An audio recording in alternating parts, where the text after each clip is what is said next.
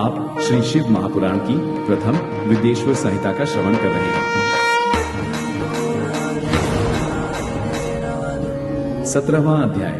कथा का नाम है षडलिंग स्वरूप प्रणव का महात्म्य, उसके सूक्ष्म रूप ओंकार और स्थूल रूप पंचाक्षर मंत्र का विवेचन, उसके जप की विधि एवं महिमा, कार्य ब्रह्म के लोकों से लेकर कारण रुद्र के लोकों तक का विवेचन करके कालातीत पंचावरण विशिष्ट शिव लोक के अनिर्वचनीय वैभव का निरूपण तथा शिव भक्तों के सत्कार की महत्ता।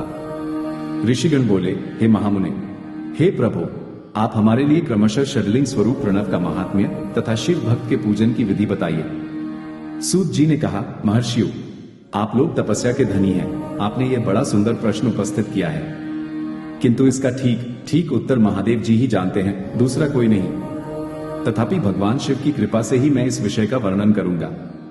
वे भगवान शिव हमारी और आप लोगों की रक्षा का महान भार बारंबार स्वयं ही ग्रहण करें। प्र नाम है प्रकृति से उत्पन्न संसार रूपी महासागर का, प्रणव इसे पार करने के लिए दूसरी नाव है। इसलिए विद्वान इस ओंकार को प्रणव की संज्ञा देते हैं। ओंकार अपने जप करने वाले साधकों से कहता है, प्रपंच नहीं है, वह तुम लोगों के लिए। अतः इस भाव को लेकर भी ज्ञानी पुरुष ओम को प्रणव नाम से जानते हैं। इसका दूसरा भाव यह है, प्रकर्षेण नयेत वह युष्मा मोक्षम इति वा प्रणव, अर्थात ये तुम सब उपासकों को बलपूर्वक मोक्ष तक पहुंचा देगा। इस अभिप्राय से भी इसे ऋषि मुनि प्रणव कहते हैं। अपना जप करने वाले योगियों के तथा अपने मंत्र की पूजा करने वाले उपासक के समस्त कर्मों का नाश करके ये दिव्य नूतन ज्ञान देता है, इसलिए भी इसका नाम प्रणव है। उन माया रहित महेश्वर को ही नव अर्थात नूतन कहते हैं।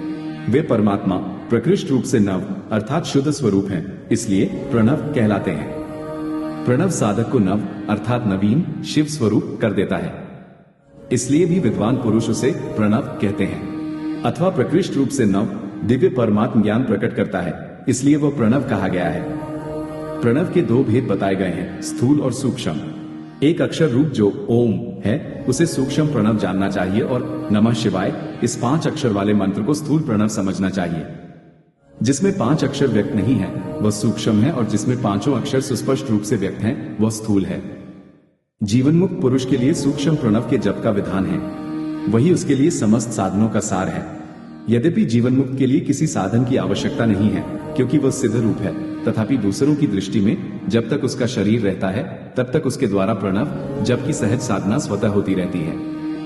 वह अपनी देह का विलय होने तक सूक्ष्म प्रणव मंत्र का जप और उसके अर्थभूत परमात्म तत्व का अनुसंधान करता रहता है।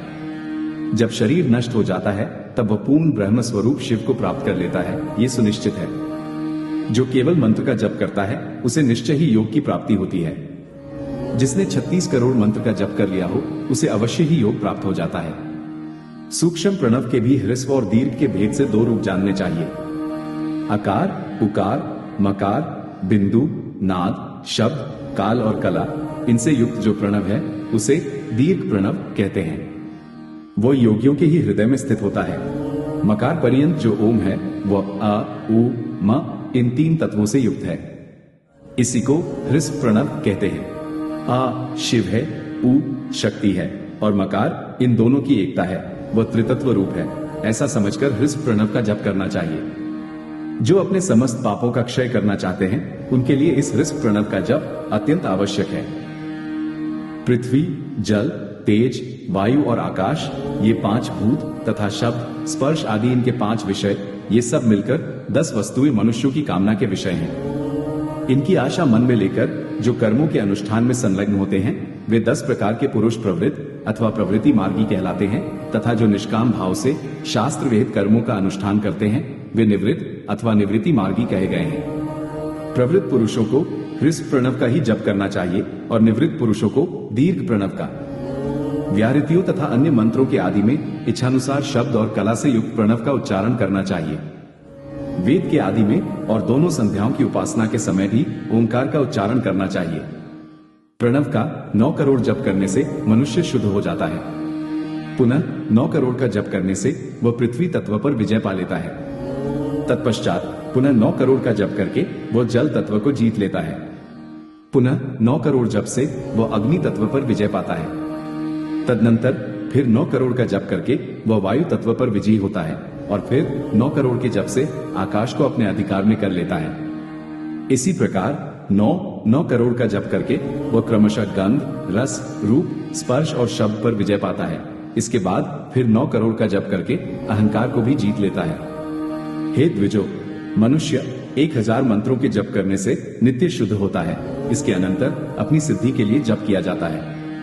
इस तरह 108 करोड़ प्रणव का जप करके उत्कृष्ट बोध को प्राप्त हुआ पुरुष शुद्ध योग प्राप्त कर लेता है। शुद्ध योग से युक्त होने पर वह जीवन मुक्त हो जाता है, इसमें संशय नहीं है। सदा प्रणव का जप और प्रणव रूपी शिव का ध्यान करते करते समाधि में स्थित हुआ महायोगी पुरुष साक्षात शिव ही है, इसमें संशय नहीं है। पहले अपने शरीर में प्रणव के ऋषि, छंद और देवता आदि का न्यास करके फिर जप आरंभ करना चाहिए।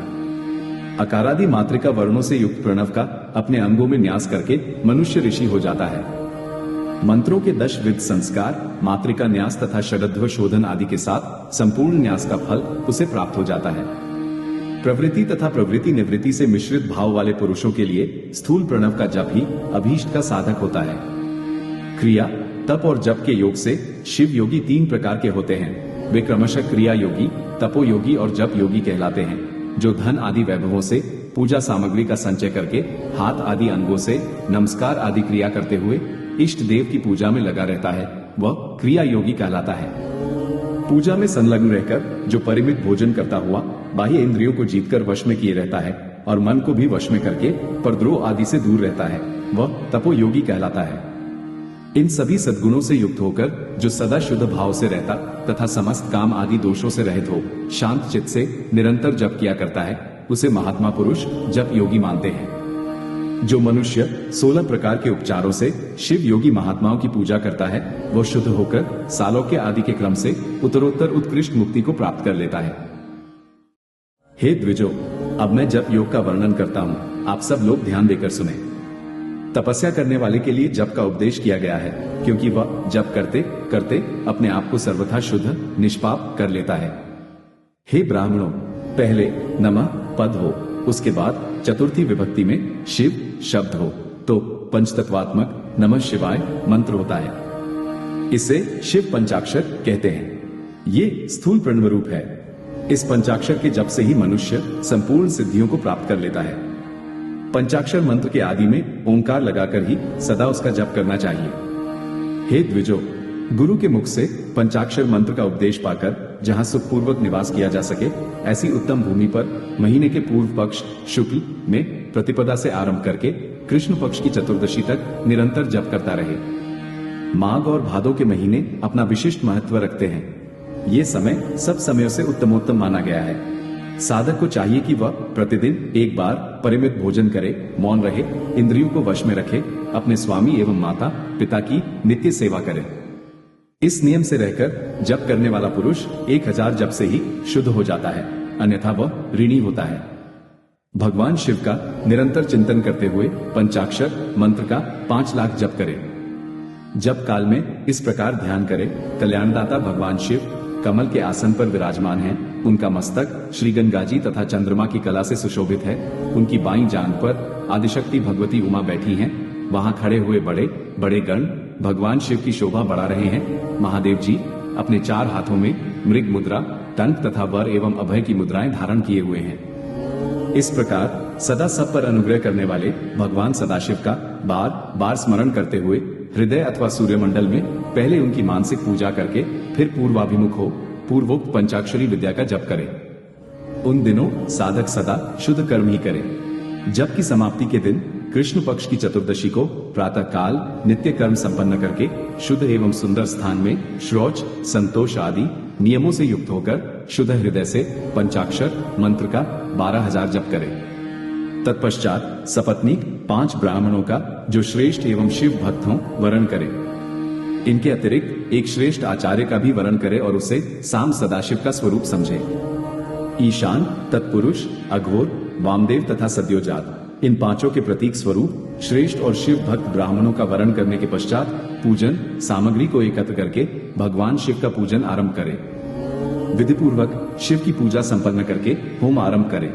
अपने गृह सूत्र के अनुसार मुखांत कर्म करने के अर्थात परिसमूहन, उपलेपन, उल्लेखन, मृद, उद्धरण और अभ्युक्षण इन पंचभू संस्कारों के पश्चात वेदी पर स्वाभिमुख अग्नि को स्थापित करके कुशकंडिका करने के अनंतर प्रज्वलित अग्नि में आज्य भागांत आहुति देकर पश्चात होम का कार्य आरंभ करें।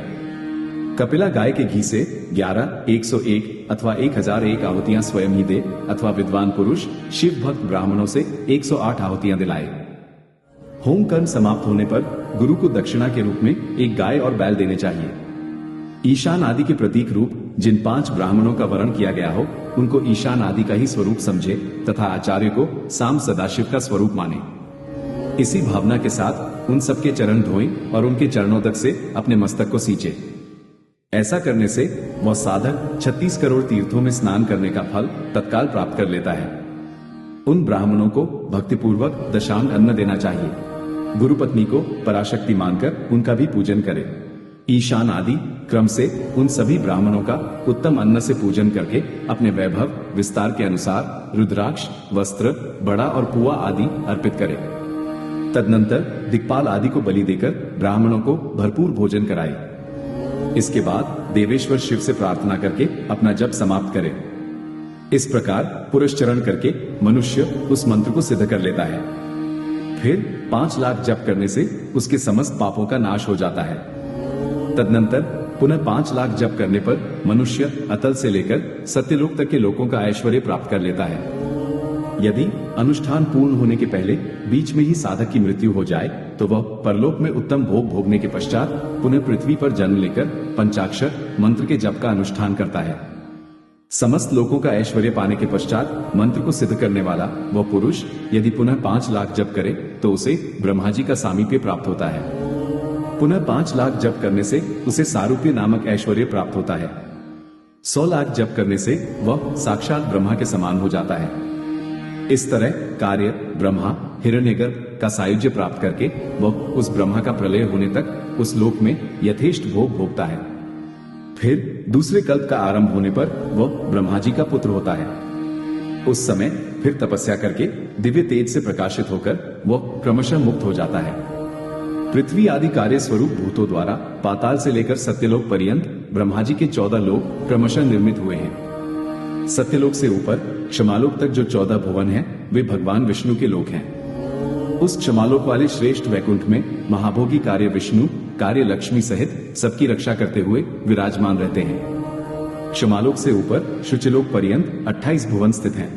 शुचिलोक के अंतर्गत कैलाश में प्राणियों का संहार करने वाले रुद्रदेव विराजमान हैं। शुचिलोक से ऊपर अहिंसालोक पर्यंत 56 भुवनों की स्थिति है। अहिंसालोक का आश्रय लेकर जो ज्ञान कैलाश नामक नगर शोभा पाता है उसमें कार्यभूत महेश्वर सबको अदृश्य करके रहते हैं। अहिंसालोक के अंत में कालचक्र की स्थिति है। तदनंतर कालातीत स्थित है जहां कालचक्रेश्वर नामक शिव माहिष धर्म का आश्रय लेकर सबको काल से संयुक्त किए रहते हैं। असत्य, अशुचि, हिंसा, निर्दयता ये असत्य आदि 4 पाद कामरूप धारण करने वाले शिव के अंश हैं। नास्तिकता युक्त लक्ष्मी, दुसंग, वेद बाह्य शब्द, क्रोध का संग, कृष्ण वर्ण ये महामहिष के रूप वाले हैं। यहां तक महेश्वर के विराट स्वरूप का वर्णन किया गया। वहीं तक लोकों का तिरोधान अथवा लय होता है। उससे नीचे कर्मों का भोग है और उससे ऊपर ज्ञान का भोग, उसके नीचे कर्म माया है और उसके ऊपर ज्ञान माया। अब मैं कर्म माया और ज्ञान माया का तात्पर्य बता रहा हूं। माँ का अर्थ है लक्ष्मी, उससे कर्म भोग याद प्राप्त होता है, इसलिए वह माया अथवा कर्म माया कहलाती है। इसी तरह माँ अर्थात लक्ष्मी से ज्ञान भोग याद अर्थात प्राप्त होता है, इसलिए उसे माया या ज्ञान माया कहा गया है।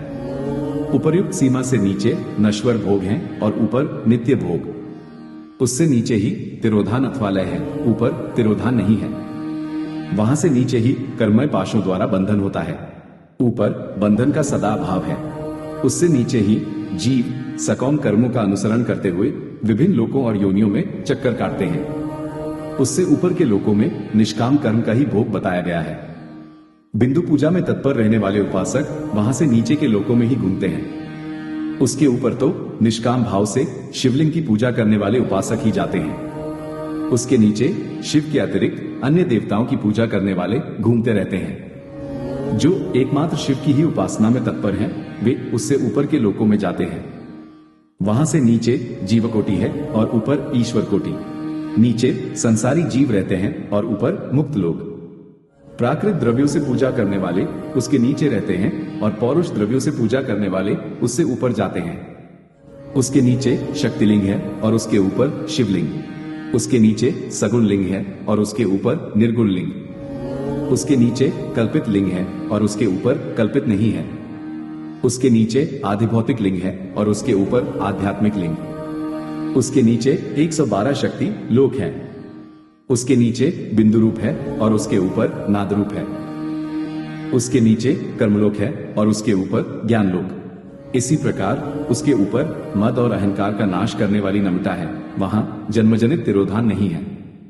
उसका निवारण किए बिना वहां किसी का प्रवेश संभव नहीं है। इस प्रकार तिरोधान का निवारण करने से वहां ज्ञान शब्द का अर्थ ही प्रकाशित होता है। आधिभौतिक पूजा करने वाले लोग उससे नीचे के लोकों में ही चक्कर काटते हैं। जो आध्यात्मिक उपासना करने वाले हैं वे ही उससे ऊपर को जाते हैं। इस प्रकार वहां तक महालोक रूपी आत्मलिंग में विभाग को जानना चाहिए और प्रकृति आदि, प्रकृति, महत, अहंकार, पंच तन्मात्राएं, 8 बंधों को भी जाने। इस प्रकार सब लौकिक तथा वैदिक स्वरूप को जानना चाहिए। जो सत्य, अहिंसा आदि धर्मों से युक्त होकर भगवान शिव के पूजन में तत्पर रहते हैं वे अधर्म रूप भैंसे पर आरूढ़ कालचक्र को पार कर जाते हैं। कालचक्रेश्वर की सीमा तक जो विराट महेश्वर लोक बताया गया है उससे ऊपर वृषभ के आकार में धर्म की स्थिति है। वह ब्रह्मचर्य का मूर्तिमान रूप है। उसके सत्य, शौच, अहिंसा और दया ये 4 पाद हैं। वह शिवलोक के आगे स्थित है। क्षमा उसके सींग हैं, शम कान हैं, वे वेदध्वनि रूपी शब्द से विभूषित हैं। आस्तिकता उसके दोनों नेत्र हैं। निश्वास ही उसकी श्रेष्ठ बुद्धि एवं मन है। क्रिया आदि धर्म रूपी जो वृषभ हैं वे कारण आदि में सर्वदा स्थित हैं ऐसा जानना चाहिए। उस क्रिया रूप वृषभाकार धर्म पर कालातीत शिव आरूढ़ होते हैं। ब्रह्मा, विष्णु और महेश्वर की जो अपनी आयु है उसी को दिन कहते हैं। जहां धर्म रूपी वृषभ की स्थिति है उससे ऊपर न दिन है न रात्रि और वहां जन्म मरण आदि भी नहीं है। फिर कारण स्वरूप ब्रह्मा के भी कारण सत्यलोक पर्यंत 14 लोक स्थित हैं जो 5 भौतिक गंध आदि से परे हैं। उनकी सनातन स्थिति है। सूक्ष्म गंध ही उनका स्वरूप है। इसके ऊपर कारण रूप विष्णु के 14 लोक स्थित हैं। उनसे भी ऊपर फिर कारण रूपी रुद्र के 28 लोकों की स्थिति मानी गई है। फिर उनसे भी ऊपर कारणेश शिव के 56 लोक विद्यमान हैं। तदनंतर शिव सम्मत ब्रह्मचर्य लोक है और वहीं 5 आवरणों से युक्त ज्ञानमय कैलाश है। वहां पर 5 मंडलों, 5 ब्रह्म कलाओं और आदि शक्ति से संयुक्त आदि लिंग प्रतिष्ठित है। उसे परमात्मा शिव का शिवालय कहा गया है। वहीं पराशक्ति से युक्त परमेश्वर शिव निवास करते हैं। वे सृष्टि, पालन, संहार, तिरोभाव और अनुग्रह इन 5 कृत्यों में प्रवीण हैं।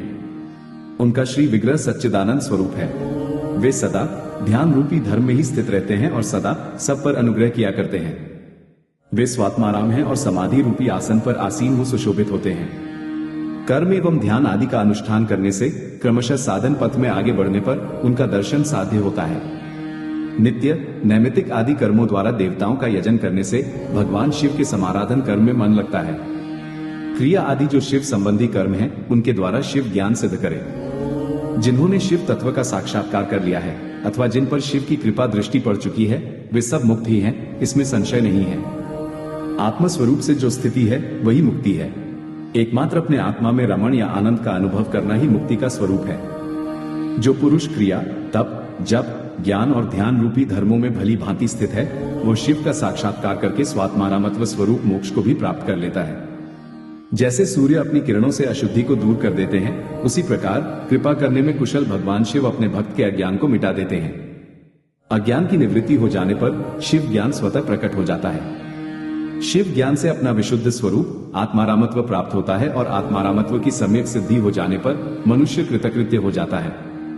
शिव मंत्र का 100 लाख जप करने से ब्रह्म पद की प्राप्ति होती है और फिर 100 लाख जप करने से विष्णु पद प्राप्त होता है। पुनः 100 लाख शिव मंत्र का जप करने से रुद्र का पद प्राप्त होता है। उसके बाद फिर 100 लाख जप करने पर ऐश्वर्यमय पद की प्राप्ति हो जाती है। फिर इसी प्रकार सम्यक रूप से जप करने पर शिव लोक के आदिभूत अर्थात शिव लोक के आधारभूत निर्माता कालचक्र को प्राप्त किया जा सकता है। ये कालचक्र पंचचक्रों से युक्त है जो एक के पश्चात एक में स्थित हैं। सृष्टि और मोह से युक्त ब्रह्म चक्र, भोग तथा मोह से युक्त वैष्णव चक्र, कोप एवं मोह से युक्त रौद्र चक्र, भ्रमण से युक्त ईश्वर चक्र और ज्ञान तथा मोह से युक्त शिव चक्र है। ऐसा इन 5 चक्रों के विषय में बुद्धिमानों का कहना है। पुनः 10 करोड़ शिव मंत्र का जप करने पर कारण ब्रह्म का पद प्राप्त होता है। तदनंतर 10 करोड़ जप करने से ऐश्वर्य युक्त पद की प्राप्ति होती है। इस प्रकार क्रमशः जप करता हुआ प्राणी महान ओजस्वी विष्णु के पद को प्राप्त कर पुनः उसी क्रम से जपता हुआ महात्माओं के उस ऐश्वर्य पद को प्राप्त करता है। बिना असावधानी किए 105 करोड़ मंत्रों का जप करने के पश्चात वह प्राणी 5 आवरणों पशु, पाश, माया, शक्ति, रोध से बाहर स्थित शिव लोक प्राप्त करता है। वहां उस शिव लोक में राज समंडप है, नंदीश्वर का उत्तम निवास है। तपस्या रूपी वृषभ वहीं पर दिखाई देता है। वहीं पर 5 आवरणों से बाहर सद्योजात अर्थात तत्काल आवरण रहित हुए भगवान शिव का स्थान है। पुनः चतुर्थ आवरण में वामदेव का स्थान है। उसके पश्चात तृतीय आवरण में अघोर शिव का, दूसरे आवरण में साम शिव का मंगलमय तथा प्रथम आवरण में ईशान शिव का निवास स्थान है। उसके पश्चात पंचम मंडप है जहां ध्यान और धर्म का निवास रहता है। तदनंतर चतुर्थ मंडप है, वहां पर चंद्रशेखर की मूर्ति से युक्त भगवान बलिनाथ का वास स्थान है जो पूर्ण अमृत को प्रदान करने वाला है। तृतीय मंडप में सोमस्कंद का परम निवास स्थान है। उसके पश्चात द्वितीय मंडप है, आस्तिक लोग जिसे नृत्य मंडप कहते हैं। प्रथम मंडप में मूल माया का स्थान है, वहां पर अत्यंत शोभा वास करती है। उसके पर एक गर्भगृह है जहां पर शिव का लिंग स्थान है। नंदी स्थान के पश्चात शिव के वैभव को कोई नहीं जान सकता है। नंदीश्वर गर्भगृह से बाहर रहकर शिव के पंचाक्षर मंत्र की उपासना करते हैं। इस प्रकार गुरु परंपरा से नंदीश्वर और संत कुमार के संवाद की जानकारी मुझे हुई है। उसके पश्चात का परम रहस्य स्वसंवेद्य है जिसका अनुभव स्वयं शिव करते हैं। आस्तिक जनों का कहना है कि साक्षात शिव की कृपा से ही शिव लोक के ऐश्वर्य को लोग जान सकते हैं, अन्यथा असंभव है। इस प्रकार से शिव का साक्षात्कार प्राप्त कर जितेंद्रिय ब्राह्मण मुक्त हो जाते हैं, अर्थात मोक्ष को प्राप्त कर लेते हैं। अब मैं अन्य क्षत्रिय आदि वर्णों के विषय में कहूंगा, उसे आदर पूर्वक आप सब सुने। यदि ब्राह्मण को आयु प्राप्त करने की इच्छा है तो उसे गुरु के द्वारा बताए गए उपदेश के अनुसार इस शिव के पंचाक्षर मंत्र का विधि पूर्वक 5 लाख जप करना चाहिए। यदि स्त्री स्त्रीत्व अर्थात स्त्री योनि से मुक्त होना चाहती है तो वह भी 5 लाख पंचाक्षर मंत्रों का जप करे। उन मंत्रों के प्रभाव से पुरुष का जन्म लेकर वह क्रमशः मुक्त हो जाती है। क्षत्रिय 5 लाख मंत्रों का जप करके क्षत्रियत्व को दूर कर लेता है, अर्थात क्षत्रिय वर्ण में रहने वाले गुणों से वह मुक्त हो जाता है। तदनंतर पुनः 5 लाख मंत्रों का जप करने पर वह ब्राह्मण हो जाता है। फिर उतने ही मंत्रों के जप से मंत्र सिद्धि प्राप्त हो जाती है और तत्पश्चात उसी क्रम से 5 लाख मंत्रों का जप करने पर वह मनुष्य मुक्त हो जाता है। वैश्य 5 लाख मंत्रों का जप करने से अपने वैश्यत्व गुण का परित्याग कर देता है। पुनः 5 लाख मंत्र का जप करने पर वह मंत्र क्षत्रिय कहलाने का अधिकारी हो जाता है। उसके बाद 5 लाख मंत्रों का जप करने से क्षत्रियत्व को दूर कर देता है। तदनंतर पुनः 5 लाख मंत्र का जप करके मंत्र ब्राह्मण कहलाने का अधिकारी हो जाता है। इसी प्रकार शूद्र भी मंत्र के अंत में नमः शब्द लगाकर यदि 25 लाख मंत्रों का जप करता है तो वह शूद्र मंत्र विप्रत्व को प्राप्त द्विज ब्राह्मण हो जाता है। चाहे स्त्री हो अथवा पुरुष, ब्राह्मण हो या अन्य ही कोई वर्ण हो, पंचाक्षर मंत्र का जप करने से सभी शुद्ध हो जाते हैं। जो कामना पूर्ति के लिए आतुर है उसे चाहिए कि वह नमः को आदि अंत में लगाकर शिव मंत्र का सदैव जप करता रहे। स्त्रियों तथा शूद्रों के लिए मंत्र जप का जैसा स्वरूप कहा गया है उसी के अनुसार गुरु को भी चाहिए कि वह उन्हें निर्देश दे। साधक को चाहिए कि वह 5 लाख जप करने के पश्चात भगवान शिव की प्रसन्नता के लिए महाभिषेक एवं नैवेद्य निवेदन करके शिव भक्तों का पूजन करे। शिव भक्त की पूजा से भगवान शिव बहुत प्रसन्न होते हैं। शिव और उनके भक्त में कोई भेद नहीं है, वह साक्षात शिव स्वरूप ही है। शिव स्वरूप मंत्र को धारण करके वह शिव ही हो जाता है। शिव भक्त का शरीर शिव रूप ही है, अतः उसकी सेवा में तत्पर रहना चाहिए। जो शिव के भक्त हैं वे लोक और वेद की सारी क्रियाओं को जानते हैं। जो क्रमशः जितना शिव मंत्र का जप कर लेता है उसके शरीर को उतना शिव का सामीप्य प्राप्त हो जाता है, इसमें संशय नहीं है। शिव भक्त स्त्री का रूप देवी पार्वती का ही स्वरूप है। वह जितना मंत्र जपती है उसे उतना ही देवी का सानिध्य प्राप्त होता जाता है। बुद्धिमान व्यक्ति को शिव का पूजन करना चाहिए, इससे वह साक्षात मंत्र रूप हो जाता है। साधक स्वयं शिव स्वरूप होकर पराशक्ति का पूजन करे। शक्ति, वेर, मूर्ति तथा लिंग का चित्र बनाकर अथवा मिट्टी आदि से इनकी आकृति का निर्माण करके प्राण प्रतिष्ठा पूर्वक निष्कपट भाव से इनका पूजन करें। शिवलिंग को शिव मानकर अपने को शक्ति रूप समझकर, शक्ति लिंग को देवी और अपने को शिव रूप समझकर, शिवलिंग को नाद रूप तथा शक्ति को बिंदु रूप मानकर, परस्पर सटे हुए शक्ति लिंग और शिवलिंग के प्रति उप्रधान और प्रधान की भावना रखते हुए जो शिव और शक्ति का पूजन करता है वह मूल रूपी भावना करने के कारण शिव रूप ही है। शिव भक्त शिव मंत्र रूप होने के कारण शिव के ही स्वरूप हैं। जो 16 उपचारों से उनकी पूजा करता है उसे अभीष्ट वस्तु की प्राप्ति होती है। जो शिव लिंगोपासक शिव भक्त की सेवा आदि करके उसे आनंद प्रदान करता है उस विद्वान पर भगवान शिव बड़े प्रसन्न होते हैं। 5, 10 या 100 सपत्नीक शिव भक्तों को बुलाकर भोजन आदि के द्वारा पत्नी सहित उनका सदैव समादर करें। धन में, देह में और मंत्र में शिव भावना रखते हुए उन्हें शिव और शक्ति का स्वरूप जानकर निष्कपट भाव से उनकी पूजा करें। ऐसा करने वाला पुरुष शिव शक्ति स्वरूप होकर इस भूतल पर फिर जन्म नहीं लेता है। शिव भक्त की नाभि के नीचे का भाग ब्रह्म भाग तथा नाभि से ऊपर कंठ पर्यंत तक का भाग विष्णु भाग और मुख शिवलिंग स्वरूप कहा गया है। मृत्यु के पश्चात जिनका दाह आदि संस्कार हुआ हो अथवा जो दाह आदि संस्कार से रहित हों, उन पितरों के उद्देश्य से शिव को ही आदि पितर मानकर उनकी पूजा करनी चाहिए। पुनः आदि माता शिव की शक्ति की पूजा कर शिव भक्तों का पूजन करना चाहिए। ऐसा करने वाला पुरुष मरने के पश्चात क्रमशः पितृलोक को प्राप्त करता है। तदनंतर उसे मुक्ति प्राप्त हो जाती है। 10 क्रियावान पुरुषों से युक्त योगियों की अपेक्षा एक तपोयुक्त प्राणी श्रेष्ठ है। 100 तपोयुक्तों तपस्वियों की अपेक्षा एक जप युक्त जापक विशिष्ट है। सहस्र जप युक्त जापकों की अपेक्षा एक शिव ज्ञानी का विशेष महत्व है। 1 लाख शिव ज्ञानियों से शिव का ध्यान करने वाला एक ध्यानी श्रेष्ठ है और करोड़ ध्यानियों की अपेक्षा शिव के लिए एक समाधिस्थ श्रेष्ठ है। इस प्रकार उत्तरोत्तर वैशिष्ट्य क्रम से की जाने वाली पूजा से प्राप्त फल में भी विशिष्टता आ जाती है, जिसको जानना विद्वानों के लिए भी कठिन है। इस कारण से शिव भक्त की महिमा को कौन मनुष्य जान सकता है? जो मनुष्य शिव शक्ति और शिव भक्त की पूजा भक्तिपूर्वक करता है वो शिव स्वरूप होकर सदैव कल्याण को प्राप्त करता है। जो ब्राह्मण इस वेद सम्मत अध्याय को अर्थ सहित पढ़ता है वो शिव ज्ञानी होकर शिव के साथ आनंद प्राप्त करता है।